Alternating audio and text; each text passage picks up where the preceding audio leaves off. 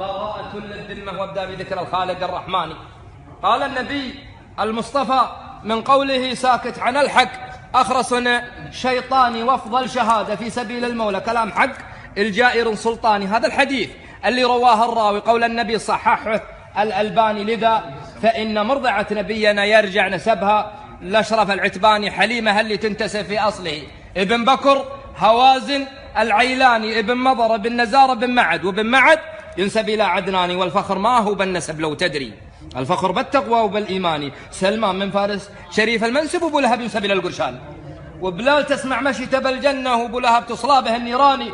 وأسبابه العزة بالإثم أسبابه والكبر والشيطان والأعوان. هذه نصيحة، هذه نصيحة، والنصيحة تشرى من الرجال اللي لها ميزاني. ارجع ارجع ارجع، ترى بعض التراجع نعمة، ارجع ترى ما في حل ثاني، واستغفر الله يا فهد يغفر لك، رب كريم عنده الغفران. والله لو عاشت حليمة بيننا لتقول أنا ماني من الهذلاني. قلت وأنا غالي وتعرف غالي إن السعايد ربعك الصلماني، عديت قول الحق نور ساطع، ما قلت لا زور ولا بهتاني.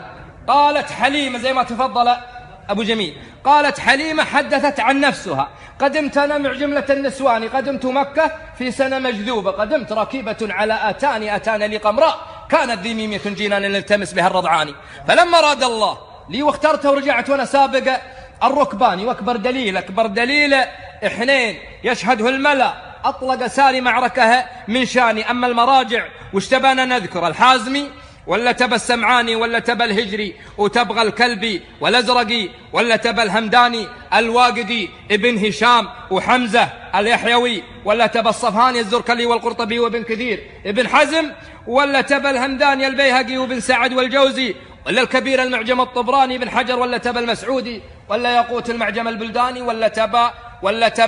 ولا تبى جميعها ردت على المعطاني. سلامتكم. سالم غانم.